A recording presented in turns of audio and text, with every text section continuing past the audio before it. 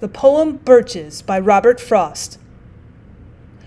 When I see birches bend to left and right, across the lines of straighter, darker trees, I like to think some boy's been swinging them. But swinging doesn't bend them down to stay. Ice storms do that. Often you must have seen them loaded with ice a sunny winter morning after a rain. They click upon themselves as the breeze rises, and turn many-colored as the stir cracks and crazes their enamel. Soon, the sun's warmth makes them shed crystal shells, shattering and avalanching on the snow crust. Such heaps of broken glass to sweep away, you'd think the inner dome of heaven had fallen. They are dragged to the withered bracken by the load, and they seem not to break, though once they are bowed so low for long, they never right themselves. You may see their trunks arching in the woods years afterwards, trailing their leaves on the ground like girls on hands and knees that throw their hair before them over their heads to dry in the sun. But I was going to say, when truth broke in with all her matter of fact about the ice storm, now am I free to be poetical? I should prefer to have some boy bend them, as he went out and in to fetch the cows. Some boy too far from town to learn baseball, whose only play was what he found himself, summer or winter, and could play alone.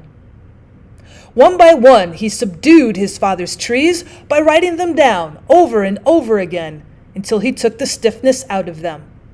And not one but hung limp. Not one was left for him to conquer. He learned all there was to learn about not launching out too soon, and so not carrying the tree away clear to the ground. He always kept his poise to the top branches, climbing carefully with the same pains you use to fill a cup up to the brim, and even above the brim. Then he flung outward, feet first with a swish, kicking his way down through the air to the ground. So was I once myself a swinger of birches, and so I dream of going back to be. It's when I'm weary of considerations, and life is too much like a pathless wood where your face burns and tickles with the cobwebs broken across it, and one eye is weeping from a twig's having lashed it across it open.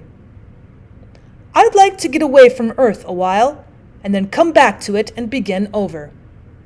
May no fate willfully misunderstand me and half grant what I wish and snatch me away not to return. Earth's the right place for love. I don't know where it's likely to go better.